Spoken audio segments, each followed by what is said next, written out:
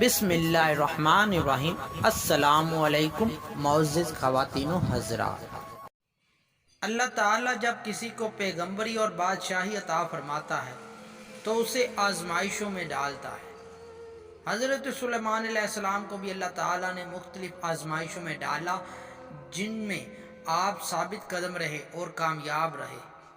آپ کی 1000 بیویاں تھیں، لیکن صرف ایک ہی بیوی سے ایک بیٹا پیدا ہوا۔ اللہ کی قدرت سے اس لڑکے کا صرف ایک کان، ایک آنکھ اور ایک ہاتھ تھا۔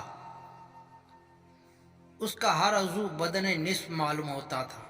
حضرت سلیمان علیہ السلام نے بڑے دکھ کے ساتھ اللہ تعالیٰ سے اس کی صحت و تکمیل بدن کی دعا کی۔ ان کی دعا منظور ہوئی اور لڑکے کے تمام اعضاء مکمل ہو گئے۔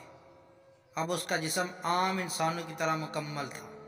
حضرت سلیمان علیہ السلام کو اپنے بیٹے سے انتہائی محبت تھی۔ ایک دن آپ نے ارادہ کیا کہ تعلیم و تربیت کے لیے کسی اچھے استاد کے حوالے کیا جائے۔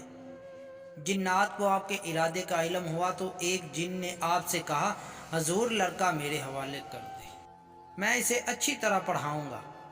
آپ نے اپنے بیٹے کو اس جن کے حوالے کر دیا، لیکن اللہ تعالیٰ کو ان کا یہ فیصلہ پسند نہ آیا اور ملک الموت کو حکم ہوا کہ لڑکے کو مار کر سلیمان علیہ السلام کے تخت پر ڈال۔